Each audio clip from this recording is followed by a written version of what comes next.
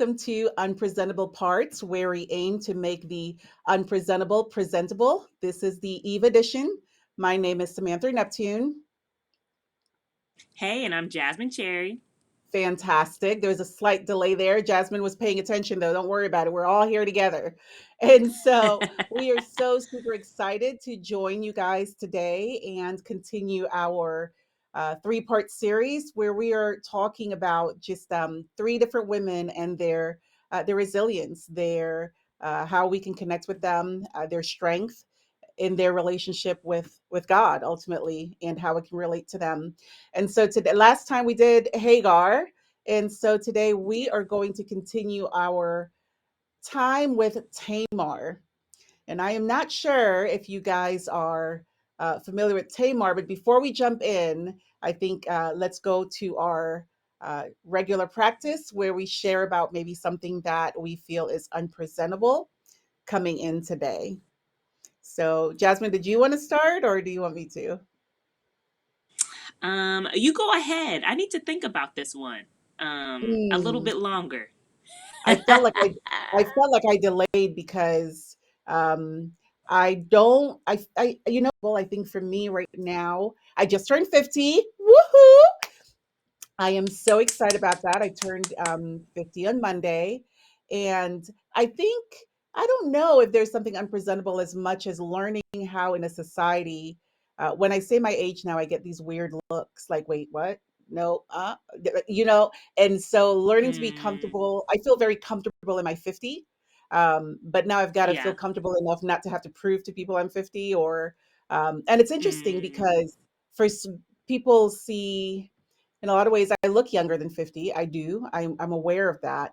And so I am I think I'm in the space of watching people recognize my age. mm, And that's a very mm, interesting thing. The shift in the shift in how they talk to you. mm, mm. So I don't know if That's that's interesting. unpresentable or whatever, but that's kind of where I'm at. It's interesting watching that shift. Yes. You know what? I feel like 50 is like the new 40, and 50, what it looks Hmm. like today, definitely looks a lot different than what it looked like 20 years ago, 50 years ago. And I think when people thought about 50, you think old and grandma and all that. But I think as people are living longer and are more aware of the food they're putting in their bodies, they're taking care of themselves better, as it should be. So I do feel Mhm. like, you know, but I think that old mentality can still kick in. Like, oh, you're 50? Like what? Um, and then so I can only imagine how that feels. And I don't know, man. The black don't crack, so it's just something I don't. Maybe it's just the melanin. It Mhm. just it does what it does. It's very true. But yes, well, you've always looked amazing, Sam. But happy belated birthday. Thank you. And yes, that's awesome. Um, like my birthday's no next month, so I'm excited for that. So for me, unpresentable. Um, I feel like it's been a pretty good week. So far. I know one thing I've been trying to work on is how to put in bids for my husband, and even to Avery. But I know by default sometimes kids can kind of already get that extra attention, but certain things that maybe I used to be good at that I'm not as good at anymore. Um, Mm. for example, with the physical touch, I feel like that kind of went down. for me. And so Mm, trying to figure out, okay, is what my husband needs, what do I need, all of that. And so just trying to give him in like more bids in that way and not view it as like, oh, here we go, you know. Even I had to catch myself this morning, even when I was just rubbing his back as he was talking. He loves little touches like that. I can feel mhm, myself like, oh, because it's a deliberate move. And it's mhm, interesting how that used to be a bit more natural for me. So I definitely think it shifted after having Avery. I don't know what that was about, but it definitely shifted for me there. So I'm like, all right, and I can even notice change in him and how he's been responding and how I'm like, why didn't I work on this sooner? Or how come I don't mm, stay consistent in doing stuff like that? And because I appreciate it and that effort is for me. So I guess maybe that's my unpresentable that has turned presentable, and it's really encouraging to see him encouraged and to know that's something that he likes, although it's ever so subtle, but it still mhm. makes a difference. Oh, great. It's always good to see growth, and I think when we're able to look at our unpresentable parts and kind of like look in that mirror, like the scripture says, if you look in the mirror and walk away and don't change anything, that's not good. Mm, So we do want to see what we see and then able to adjust, right? And so, thanks for right. sharing that, Jasmine. So today we are going to jump in with Tamar, and the episode theme is Tamar, resilience and strength. And All this is an right. interesting story. The story of Tamar, when you read the Bible, you can really skip over that one quite easily. It's in Genesis 38. There's one chapter inserted into the story of Joseph's journey, right? There's a whole story about Joseph, Right. and there's Genesis 38. And the story of Tamar and Judah is like right there. And it's really a brief narrative about Joseph's brother Judah and his family. And so, for the sake of our Eve podcast, we're going to highlight this chapter focusing on Tamar. And she really is a Right. woman determined, absolutely determined to right a wrong that's been done against her. And she does it in a very unconventional way. By the way, she achieves this, and this is a PG. This is not a PG text. There are sexual acts, betrayal, Mm-hmm. deception, and honestly, I don't really think I've ever heard someone do a lesson on Tamar. It's not something we Right. tend to It focus sounds on. like a good TV show. It would. It's messy. It is, girl. It'd be, woo, it's got everything in there. And it's messy. And I think difficult to explain sometimes. We can't tie it up in a neat bow. And so I think we kind of stay away Mm-hmm. from that. But I think this small chapter is a reminder that women in the Bible, from Old to New Testament, were not passive. They weren't passive observers. I think they really Mm, contributed to changing the course of the biblical history, which is what Tamar did in her strength and her resilience. She took great risks, putting her life on the line. mm, But yeah. the thing I love about this story with Tamar is she did it all within the law of Moses. She did not step outside Mm, the law of Moses in the risk she took, in the mm, yeah, it was unconventional. It was unconventional, don't get me wrong. Uh, but she was holding to the law, and it's very interesting to me to see how God allows this in the Bible. And right. I think in a lot of ways, as we introduce this theme, for me, a Black woman in America, I just think Tamar's story reminds me I'm not a victim. I'm not a victim and that Mm, my destiny is in my hands, because she mm, made herself seen. Where God, when we talked about Hagar, she felt seen by God, and she called him El right. Roy. You are the God who sees me. Where Tamar, on the other hand, she had to make herself be seen, and she disrupted the narrative. And in that way, she really changed history. So I really love this story of Tamar, and I look forward to kind of fleshing it out with you. Um, so. Yeah, absolutely. Can I just add that I love that you say Tamar, or excuse me, I know Tamar, all of it. It's all in Mhm, there. But just that whole victim mentality, and it is I feel like it's that fine line because when you are a victim, if something has been done wrong to you, that is very truthful, right? That's a fact. And then it's then how do you then live your life after that incident, after those acts or what have you, so you're not continuing to live a life, I guess, of victimhood. How do you turn that around um, to impact your life? So I love how you say that, and then we can see Tamar and what did she decide to do in her situation. Yeah. Yeah. And I think considering the situation she was in, she had the culture, she was in a cultural space where really she was property. She Mm, wasn't, there wasn't this huge value in women. So there were many things counting against her. And I think that is the right. thing that helps me to be so moved by this story, is because she, despite the cultural limitations, she didn't allow it to Mm-hmm. keep her from having what was rightfully hers. Mm, And I yeah. just, that is so difficult because it could be so easy to be like, oh, I can't because, this person won't let me, or this system won't let me, or I don't have, you fear being Mm, ostracized. And really, you fear taking the risk that could put your kind of, you can lose everything. mm-hmm. And I think for her, Yeah. as she said, I don't care if I lose everything. I am owed this. And I just really appreciate that. Mm, I think it helps me to really realize how much we do need to explore the Bible more.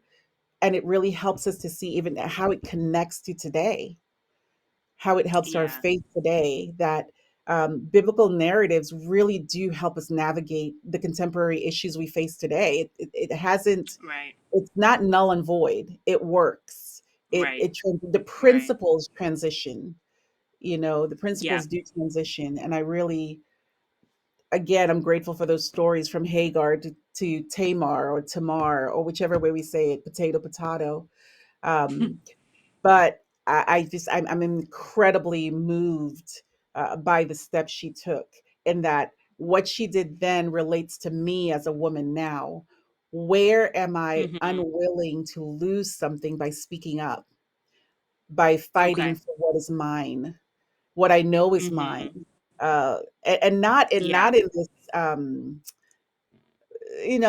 prideful kind of like, oh, at all risk, at whatever the cost. It is, no, Mm-hmm. just this is a right. This is humanity. This is just Yeah. my humanity, my future, my well-being. Right. I think we don't tend to talk about mental health, right? When we talk about Mm-hmm. the Bible, we tend to just focus on the spiritual things. But I think of this woman in the situation she's in, which let me give a brief summary of that so that Okay. those listening who don't know the story will understand that a bit more. Tamar marries Judah's eldest son. Judah is her father-in-law. She marries his eldest son, who dies because of the Bible says, because of his wickedness. I don't know what that Mm-hmm. was. It doesn't necessarily tell us. And then so she gets the second son, Judah's second son, Onan, is then instructed to marry Tamar. And then he's supposed to produce an heir that will inherit his eldest brother's um, inheritance. But he Mm-hmm. dies also because of his disobedience. So now the father-in-law promises her his youngest son, Sheila or Shayla. So he promises her the younger son when he grows up. But Mm-hmm. he fails to fulfill this promise.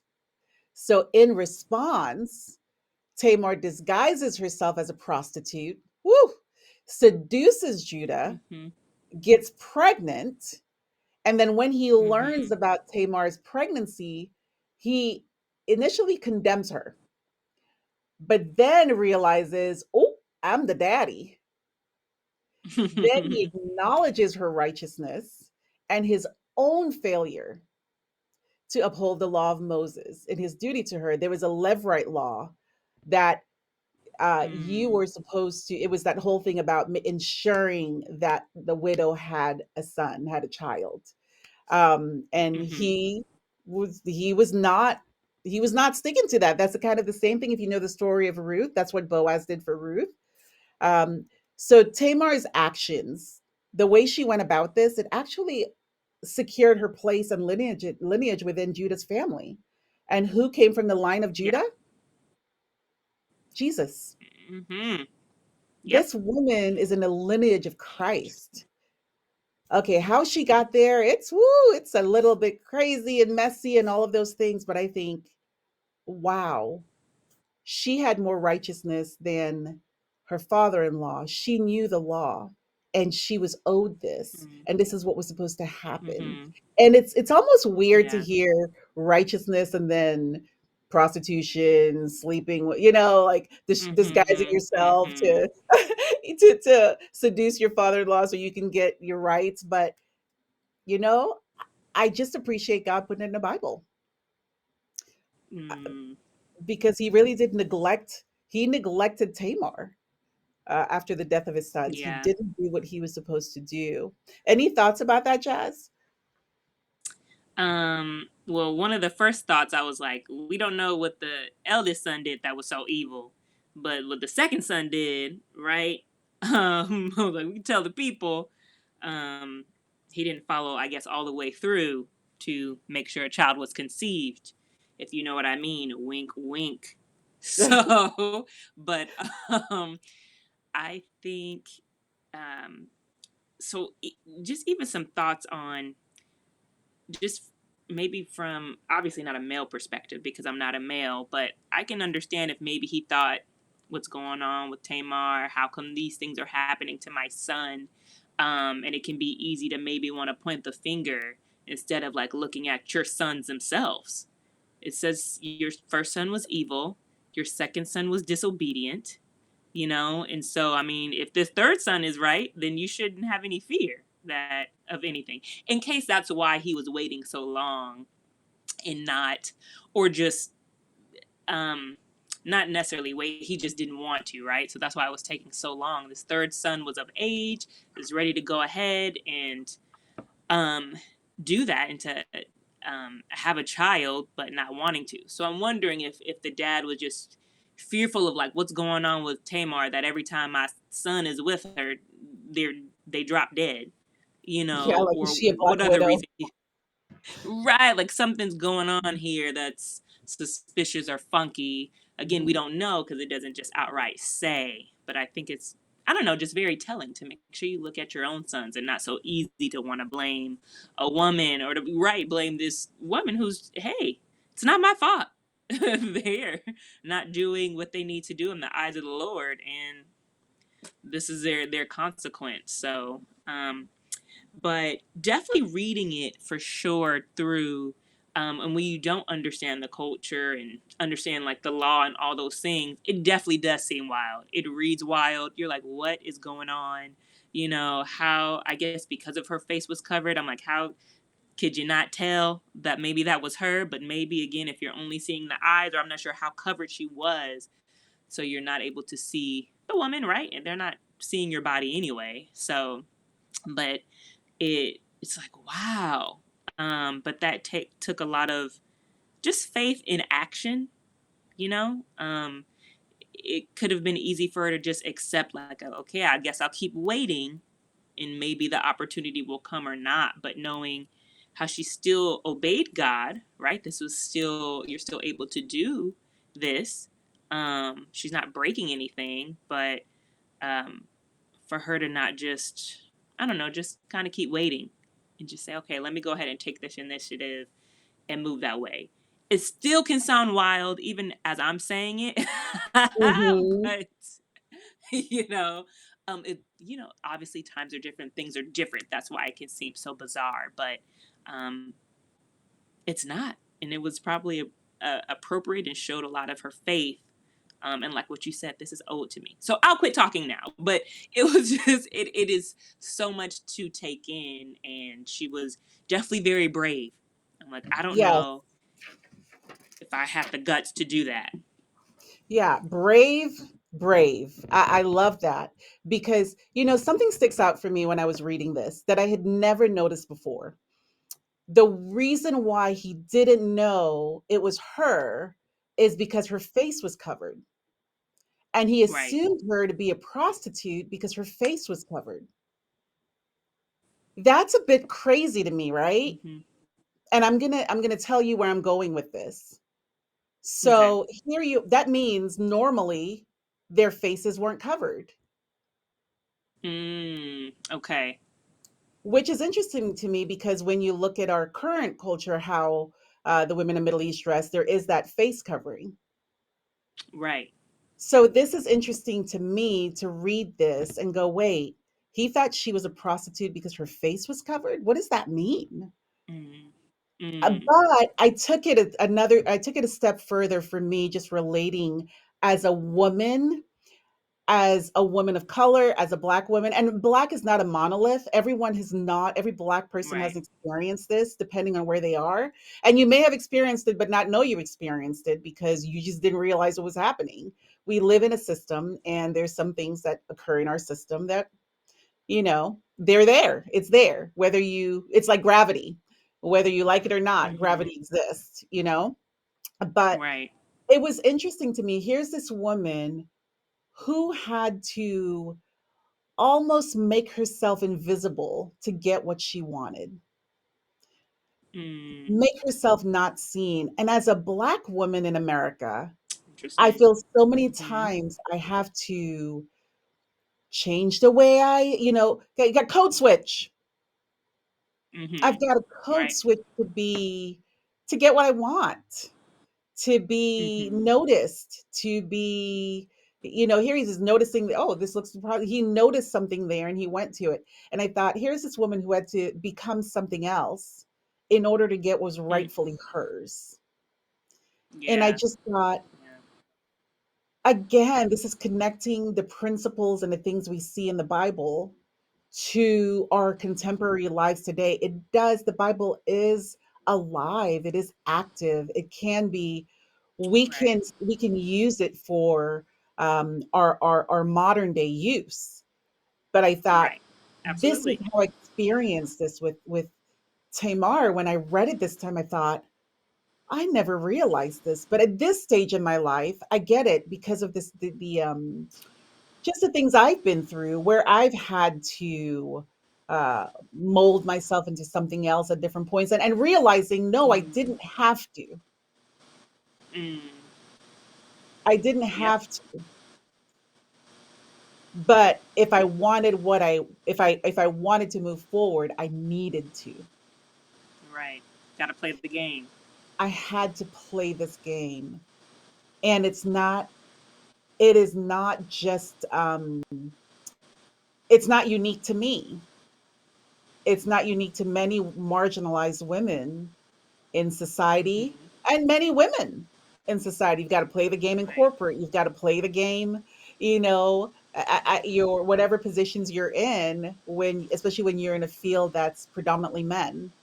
But I Right. just thought, I Mm-hmm. don't think I ever saw this about Tamar, that she had to Yeah. become something and someone else, and take major risks that put her in a Right. place of being called, being killed, really.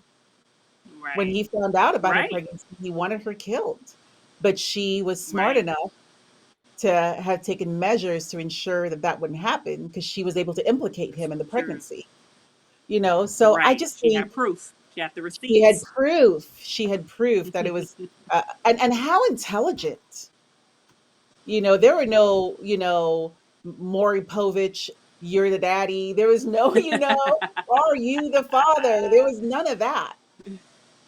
So she had to process that, and actually had gotten a few of his personal items left with her, so that when Mm-hmm. he came to confront her, she could say, "Here, you gave me Right. these." And he had, Right. there was no kind of fighting that. It's like, "Oh, wait, yeah, I did. You're it. You're more Mm-hmm. righteous than I am." And Mm-hmm. kudos for him realizing that, right? Mm. That, oh, what she did, Mm. even though it was unconventional, and it was, I don't know, I don't know, I don't know, it's kind of weird. It's like, this is so messy. This is so messy. What Yes. you Yes. pretend to be a prostitute and had sex with your father-in-law so you Mhm. can fulfill the law of Moses. Yeah. I don't know. I can't wrap my head around it, Right. but I appreciate God putting it in here. And I Mhm. appreciate seeing this woman go, for lack of a better term, by any means necessary. I am going to fulfill this Mhm. law. I am going to uh, get get the rights that I deserve. And I'm not Mhm. advocating that that's what we do now. Obviously, we're not in that culture, so I'm not advocating that. Right. Okay, hear me, hear me. I am not advocating that, but I am Mhm. saying that for her time, she did it within the Mhm. bounds of the law. And how Mhm. often do we want to clearly lose our Christianity and step outside of the Yeah. bounds of what we're called to spiritually in order to get what we want, Mm. in our Yeah. relationships, in our careers, in our all of those things? And I've certainly felt that. I felt that at different points. So anyway, that really Yeah. stuck out for me, and so I just thought I Mhm. would share that. Yeah. Yeah. That's a good point, Sam, about the things that how that applies to today in many different ways. But the aspect you were talking about specifically of things that we do, we're trying to cut the corners. We don't want to be maybe all the way righteous in order to do this. I mean, we might want to lie here on this application, or we might want to, um, when you notice certain things that are going on in the, oh boy, when I used to work for this orthodontic office, and a lot of the women, it was just like gossip central, boy. And I could see why a lot of women sometimes don't like to work with women because of the cattiness and all that. um, and but there'd be times where it's like, well, if I want to fit in, if I want to be a part of the group, if I want to be accepted, I should join in. Let me try to get the tea. Let me see who else I can get stuff from. And you want to be a part of that, so that people will like you and accept you and all that. But really having to make those conscious efforts. No, I'm not going to be a part of this. Like, I'm not going to talk about anybody else when we're talking. I'm not going to, like, that's just not me. Or maybe it's the certain hours that you work where you miss fellowship. Um, Opportunities, or even time with your family, because of certain things you're trying to chase, um, when you don't have to you know um, so yeah, I do appreciate that point, and how she had to lower herself. This is a side note, though. Just as someone, with a curious mind, I'm like, how long was this morning moment? Because as soon as that morning moment was over for the dad, he's like, all right, let me get this prostitute. It wasn't like, let me get remarried. And maybe he's like, I got some needs. But it's so interesting to me, that it's like, well, if this is a prostitute, what does that make the men who sleep with the prostitute? Like, what do they get called? So Yeah, I it's think very because interesting. yeah, it's very interesting because remember, you're in a society where it doesn't matter, does it? Mm, It really mm-hmm. doesn't. And so Yeah. again, yeah, it didn't matter. It was if Mm-hmm. the women were the and again, there's so many questions, I agree. There's so many questions, right, that come to mind because you're thinking the people who the women who were probably in prostitution were themselves widows or women who never had sons, who had to Mm, go to begging or prostitution or something for a livelihood. And those are the things right. we don't always talk through when we talk about things spiritually. And I Right. think if we would really take the time to look at the women in the Bible and to really look beyond sometimes what's being said, listen for what's not being said, and step Yeah. into their shoes, we would really be so much more we would be bigger advocates for the marginalized. We would be Mm-hmm. bigger advocates for those who are being sex trafficked. It Yeah. happened then, it's happening now. And so again, those Right. contemporary issues they're not so separate from what was happening back Mm-hmm. then. And I think as women, I Right. read this quote recently. I don't remember who said it, but uh it was said that uh basically men make the decisions. And when they were saying it, they were saying, but it was from my big fat Greek wedding, my big fat Greek wedding, Hmm. where uh the daughter had this conventional, she wanted to break tradition or something like that in her marriage, in getting married and everything. And the father was very clear about tradition and the headstrong about it. And the mother was like, you're going to do what your father said. But then the mother said to her, but I'm the neck. Your father's the head, but I'm the neck. Mm. And the head turns where the Yes. neck, and I just thought, wow, what a great line, right? I'm the I Yes, I was like, "Oh, remember. that's good." As you know, I've had some thoughts about just why many atrocities happened where women could have changed the trajectory of those atrocities if they had Mm. just spoken up. And for me, I say it about Mm. slavery all the time. It's just how I feel. I think there are many women who were the next that Yeah. didn't help steer the ship, steer the guys in the right Right. direction. So, anyway, I digress. But I think coming back to Tamar and just thinking about even my struggles that I've experienced systemically and the marginalization, there are things, you. And it's interesting, right? Sometimes we can look at each other in a room and Mhm. there's that you have that thing that black people do, and anybody who's somebody says something and you just look, you Mhm. just make you immediately make eye contact because they don't Yep. realize what they've said. They don't Right. realize Yep. how they've marginalized you in that space. And Mhm. when I think of Tamar and I think how often did this woman get just overlooked, didn't get Mhm. noticed, was just it's obviously society marginalized her, didn't think about her, Right. kind of felt like, well, that's just the way it is. And Yeah. maybe the problem is you, you know. Mhm. And I can think, did she do this because she just felt like no one is listening? There is Mhm. no one Mhm. to talk to. They don't Yeah. get this. They don't Mhm. understand. So I'm gonna have to take these things. I can't wait for some. No one's coming. No one's coming to save me. Mhm. No one's coming to Yeah. rescue me. But God has set this thing in place for me, this law, and it is there to protect me. And I think kudos for her knowing that that was her protection, because she Mm. still knew God, and the law of God was her protection, which Yeah. blows me away Yeah. because her situation is so different from ours, right? As women, we Right. we have all the Right. rights there we can do whatever we want generally in our population, though there's, obviously there are those systemic things there. But how quickly are we willing to drop God and blame him Mhm.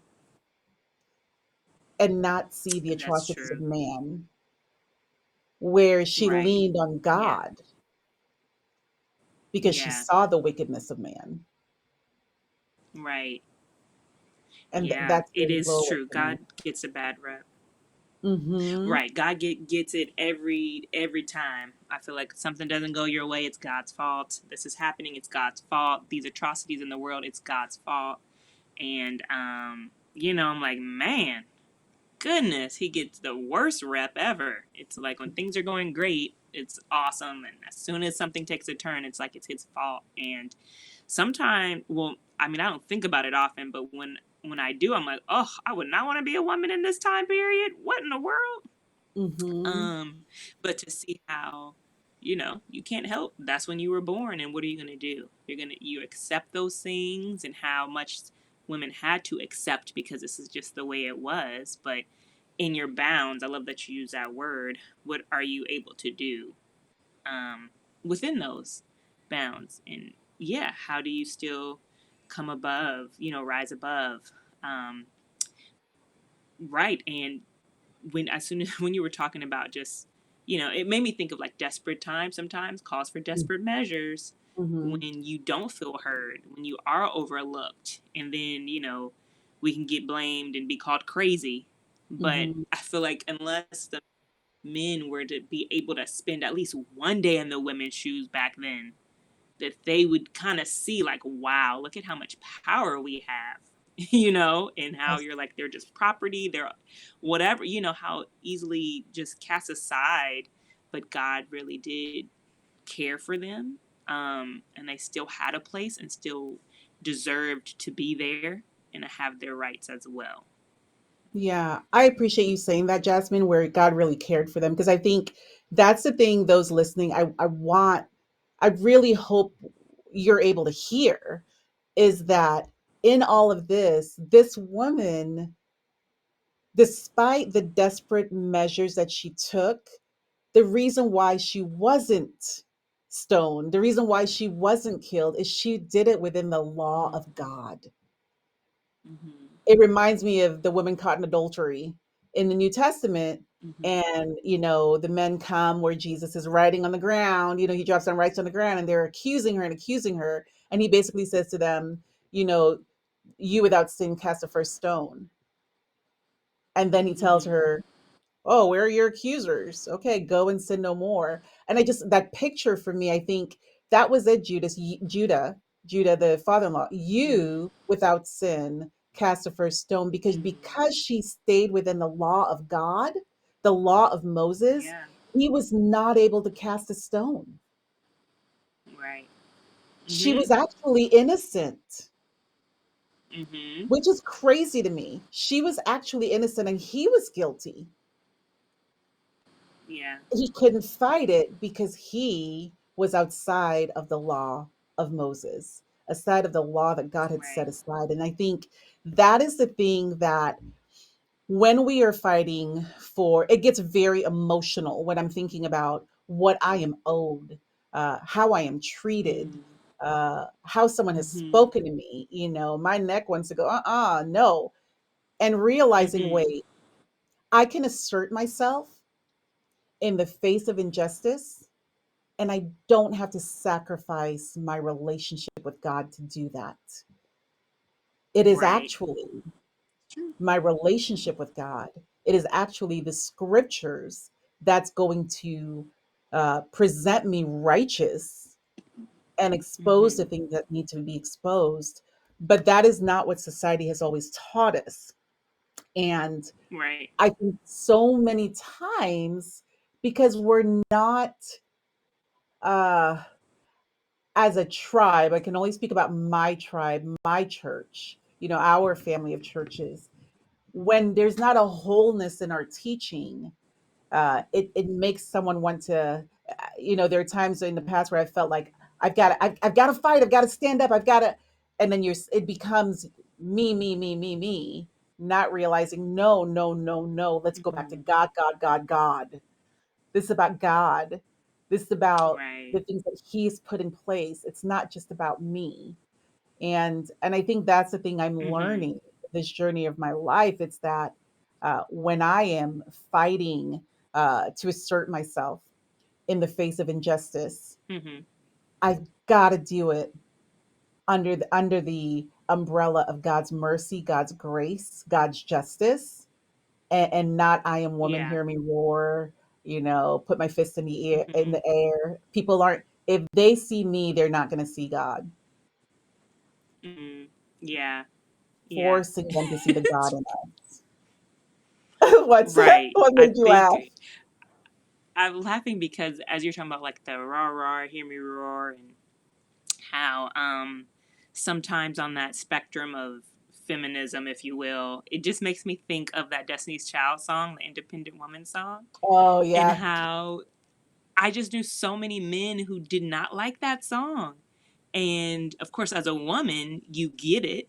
And it's like, for every song that's out there that talks about men and what I have and how much money I have and my clothes and my women and my houses and all this stuff, and for a woman to just say, I bought my house and my car, that makes you upset. And so, like, I don't know, it just tickled me as you were talking. But sometimes it can appear or be realistic that women are the have to do that so they can be heard, right? After so many Mhm. years of oppression in multiple different cultures where you come from, sure, women can get the short end of the stick sometimes, many times, and so you kind of feel like you're speaking up or I need to be heard, and it can come off as aggressive or come off like, Mhm. whoa, woman, back up. But again, I'm like, man, if we were to swap, if you were to be a woman, for a year, let's see how that would work for you or would happen, Mm. what have you. But I don't know, that just tickled me. And my husband now, sometimes he'll use that song if I ask him to take out the trash or something. And he's just joking, but he'll go, Mhm. oh, I thought you was an independent woman. But like, take out the trash. Just do it, but it's just That's like funny. it's something that's I don't know, struck a nerve when songs like that come about of just women feeling good and confident and able to take care of themselves. So anywho, I don't want that to go on a separate note, but yeah. But no, I think it's good that you bring that up because that is where we get our empowerment from many times. And that is why Yeah. sometimes it falls flat after a little while because it's not rooted in the gospel. It's not rooted Mm, in God. It's not rooted in Him being our protector, that He fights mm, for us. It's not rooted in that. And I know it's just so interesting to me. I think this is a part of maturity in the faith, right? Because when you're young, you're kind of like, but God is, this has been going on forever and God has allowed it and da, da, da, da, and God, and we mm, question him versus mm-hmm. realizing this is not his plan. And Right. man, God did not create culture. We create culture. Right. Man has created Yeah. culture. God did not create culture. He has used culture as a vehicle Yeah. to get the word and to save and to bring us to him. As we see Tamar, God didn't approve of that culture. He would not have wanted her to do that. Mm-hmm. That is not his intent, that Mm-hmm. she would have Good point. to pretend to be a prostitute and all those things. But culturally, this is where she was. But he did have the law that protected her, that if she stepped outside of the she had to do something like this, she was still protected. Mm-hmm.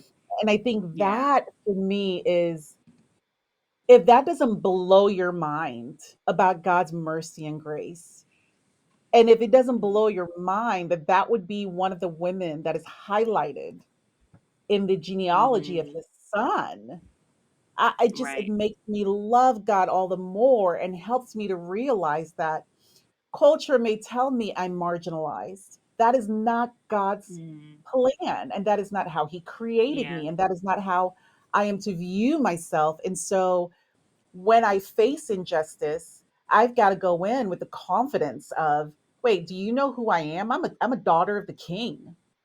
I'm a child of Mm-hmm. God, and Mm-hmm. I come with all Yeah. of that, not the not the weapons that rot and perish and break in all Mm-hmm. of those different things. And Mm. so I think Right. Tamar Yeah. just blows me away with, I think, wrapping my head around, she did this all within the law of Moses. Mm-hmm. Yeah. And she was Yeah. confident. She was confident that if she Mm-hmm. did it this way, she would be protected. And I think how many women, when you think about it, single women who are like, I'm gonna, not only am I gonna date somebody, I'm gonna date someone who doesn't even believe in God. Mm-hmm. You step Mm-hmm. so far outside. It's like, I want a child, so I'm gonna do it this way. I want a man, so I'm gonna do it this Mm-hmm. way. And we step outside Right. the protection of God, and it just, the consequences that come with Yeah. that, in marriages and divorces, and there, we step outside Yeah. the protection of God, and then we turn around and blame him, Mm-hmm. you It's know. very And true. I'm not saying this is easy, this is painful. I cannot imagine, right, what our ancestors went through. And I think I Mm-hmm. used to have this like this attitude like, girl, if I was born back then, they'd have to kill me. Right. right? But I Mhm. think no, they did what needed to be done to survive, which is why I Right. am here today. Yep. Have you Right. ever heard the poem "The Mass" by I don't know if it was by Mm-mm. Paul Lawrence Dunbar and then redone by Maya Angelou. I'm not sure who wrote it. I think it might have been Paul Lawrence Mm-mm. Dunbar. I don't remember. But it talks about the mask you wear. And it was Oh, very mask. interesting. Okay. Mask. And Mhm. it Okay. just talks about the how you have a big smile, but inside you're crying and you're Mhm. angry, and you're just because of how you're treated as a Maya Angelou did it was just a little girl calling her, calling her girl, and just the disrespect that you Mhm. face, and uh, Yeah. the, the blatant insults and all those things, and then you kind of like you laugh while you're crying. And I love that Mhm. poem because it's so very relatable. I think maybe that's what Yeah. Tamar was just doing, just doing her duties every day, knowing, watching uh Mhm. I forgot his name, Shimar, the son, the last son, watching him grow up and watching Judah Yeah. not keep his promise. And Mhm. maybe she Mhm. is cleaning and cooking and doing laundry and doing all those things, and but she's like, yeah, I'm wearing this mask because I'm going to have to. Yeah. I can imagine, did she go to God and say, am I okay, God? Am I okay to do that? I don't know. Mm. But I think I Mhm. just put myself in her shoes and think it is a really upward call for me because I want to fight with my own weapons. Mhm. I Right. want to go off. I want to tell people Mhm. what it's almost react versus Right. respond to God. Mhm. That's Mhm. very, very, very difficult. And I appreciate that about her. She didn't react. Yeah. She was Mhm. Yeah. very intentional, because that Yeah. had to be planned. Right. Very true. That's what I thought of too, Sam. I thought she had to pause, think, right? Instead of maybe sometimes those reactions as you're seeing the third son get older and older, you know, as she's getting older and older, right? Hmm. It's like, man, going through three sons, those three different, kind of maybe age groups there. But yeah, how she had to think of her faith and her works. I just love that what it says in James. And just let's think of this plan. Let me make sure I'm in the bounds, that I'm still obeying God here. And I am. I'm going to try this plan to see if this works. Just the thought to take her time to not react, which is so, a response, right? It's a normal response, but something we have to train ourselves so we can respond better and not just in the heat of the moment and just say something or do something that you're gonna have to ask for forgiveness later. So Yeah. let's think it out. So I love that she had to do that, and even to shoot her shot, because what if he just passed her up? She didn't know Hmm. that, but she had to Hmm. just take a shot. Like, hey, I have this plan. Here's plan A. This is what I'm gonna do. Hmm. And I'm pretty sure she probably had a plan B. If this Hmm. doesn't work out, to just kind of be resourceful. Let me use what I have, and again, in the Hmm. bounds of the law. So I really love that and hope that it is inspiring for me. If I had come to some type of crossroads or something in the bounds, I still want to obey the Bible, right? Um, I want to be a God fearing woman. What can I do here? What am I going to choose to do? And to do it in faith. And look what happened. Hmm. Yeah. It's the shrewdness and innocence, right? She was shrewd yet innocent, which is very interesting to me. I let me ask you a question. How many Yeah. I am ashamed to say this for me, right? Because as I was listening and reading and praying about Tamar, and really look deeper into that, that very short blip in the Bible about Mm-hmm. her, I was, there's a part of me that felt like, wow, I've glossed over this woman for years, for all of my Christian life, Mm-hmm. really. I knew this happened, but until this stage in my life where I am, I hadn't really found the connection with her. And I think it really starts with Mm. me getting connected to me as a woman, but seeing myself as a Mhm. whole, right? And not different parts of me, and really being able to connect with her.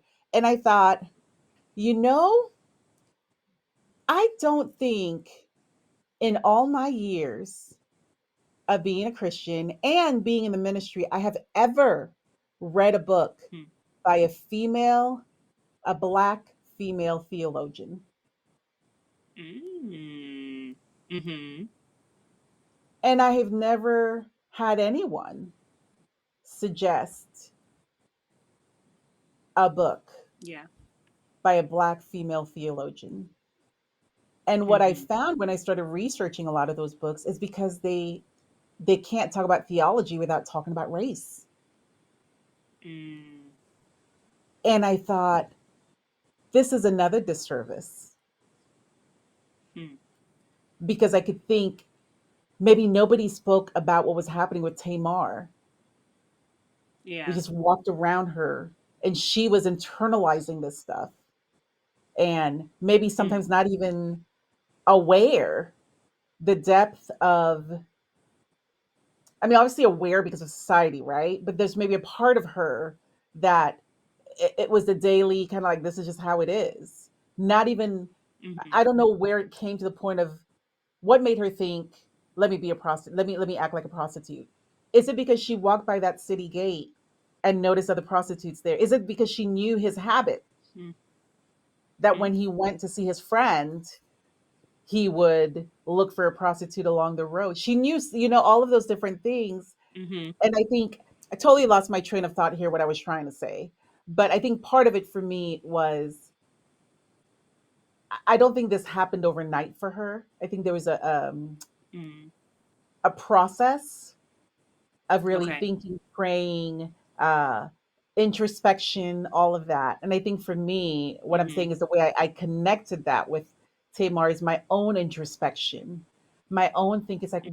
why didn't I think of that before? Why haven't I read these things before? Why haven't I, Yeah. what is it? Is it because I felt Mhm. like I was going to be going outside of the bounds of God to do that? Or did I Mhm. realize I can do that within the bounds of God? That I don't have to Mhm. believe the lie that you can't have justice. You can't talk about justice and Mm. faith in the same sentence, because this Okay. is what this really is what it was with Tamar. This was Mm. justice and this was faith, Yeah. and it was Yeah. messy, but Mhm. God was glorified. And Yep. so, in a roundabout way, hopefully Amen. what I said communicate, made it clear. But I think that I'm almost doing this with you guys, listening, like processing, Processing. Yeah. while speaking. And I think those are some of the, I thought, whoa, that is a true definition here. There was justice and there was faith, and God Mhm. was glorified in it. And no Yeah. one, everyone, the response brought everyone to God, not further away from God. It brought Judah to God. Mm. It brought her closer to Mm. God. She was Yeah. It's true. protected. It didn't, it was like Judah, you this horrible, terrible, which, he was Mhm. not, he neglected her. It's true. Um, Yeah. but the focus wasn't on him at the end. It was on God, really. Mhm. The law. I literally can't. Can you imagine our Western theology without C.S. Lewis or Mm. Martin It's Luther, true. Right? John Calvin? You can't.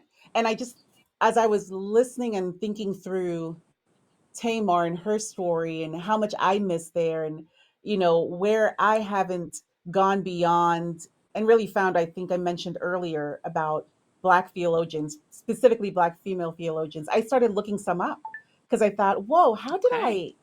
how did I miss that? How did I have I not Mhm. listened or paid attention? This is important. Um, Right. and so I found, interestingly enough, I found I actually visited the Mary McLeod Bethune Cookman College in Daytona years ago. Okay. And I thought, here was a woman who stepped out and did something great and had a school for girls, African American girls specifically, and it was really bolstered by her Christian faith and what needed to be done there. And I think there's a quote by her. It says, "Any idea that keeps anybody out is too small for this age. Open your heart and let everybody in." And I thought, Mm-hmm. and then I found this other woman, Joanne Marie Terrell. She's a native of Springfield, Mass. I have never heard of her. Around the corner. Look at that. And she actually serves as a professor of theology and ethics at the Arts of Chicago. But she wrote a book called Power in the Blood: The Cross in the African Mm. American and the African American Experience. And I thought, Wow. okay, I want to read this. I want to learn like Mm-hmm. Tamar did. I want to learn how to do justice and faith all under Mm-hmm. the umbrella of God's grace. And I think that encapsulates Tamar for me, a woman who was definitely wronged, neglected, marginalized, all of that, was able to do justice and faith. Yeah. So, Wow. This has been great. Because I have not really heard too much on Tamar, honestly, um, and just very little. But I love that we went in depth today, and it definitely makes me. When we talked about earlier about that whole victim mindset and all the things that were against her, right, in that mhm, culture, and how she worked it, and to still be in, that bloodline of Jesus, like she's a part of that lineage. It's amazing and it's beautiful. So thank you, mhm, Sam, for um, putting this together and to go over these women and their story. So mhm. I appreciate that. Um, so do you have any other things to say before we say adios? I have a million things to say, but none I can say right now. So it will be adios for me. I love this way too much. Okay, awesome. Well, thank you, ladies, for listening. We appreciate your support. We hope that you find encouragement, find strength, and inspiration through these women's lives and their relationships with God, that'll inspire us to keep moving, to keep pushing. So please visit us at www.unpresentablepartspod.com and leave comments, suggestions, and thank you for your time. Bye. Bye.